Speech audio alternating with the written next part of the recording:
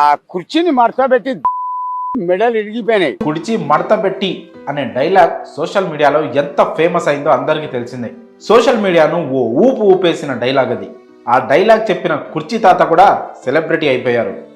సెలబ్రిటీలకు సైతం రాని ఫాలోయింగ్ కుర్చీ తాతకు వచ్చిందంటే కుర్చీ తాత డైలాగ్ సోషల్ మీడియాలో ఎంత ప్రభావం చూపించిందో అర్థం చేసుకోవచ్చు. కుర్చీ తాత ఫేమస్ అయిన తర్వాత పలు యూట్యూబ్ ఛానల్స్ కుర్చీ తాత ఇంటర్వ్యూల కోసం క్యూలు కట్టాయి. సినిమా వాళ్ళు కూడా ప్రమోషన్స్ కోసం కుర్చీ తాత సాయం తీసుకున్నారు. అయితే గత కొంతకాలం నుంచి కుర్చీ తాత ప్రభావం తగ్గిపోతూ వస్తుంది. ఈ క్రమంలో కొన్ని రోజులుగా కుర్చీ తాత కనిపించడం లేదంటూ కుటుంబ సభ్యులు కన్నీరు మున్నీరుగా విలిపిస్తున్నారు. దాదాపు 7 రోజుల నుంచి కుర్చీ తాత ఆచూకీ లభించడం లేదని ఓ యూట్యూబ్ ఛానల్ ద్వారా కుర్చీ తాత భార్య, కూతురు వెల్లడించారు. ఆచూకీ తెలిసిన వారు తమకు సమాచారం అందించాలని వారు వేడుకుంటున్నారు. అన్ని చోట్ల వెతికామని తెలిపారు.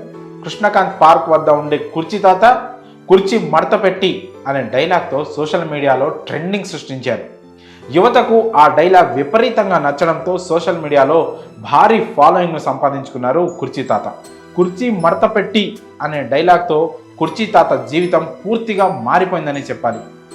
ఇదే అదునుగా భావించిన పలు యూట్యూబ్ ఛానల్స్ కుర్చీ తాత ఇంటర్వ్యూల కోసం ఎగబడ్డాయి.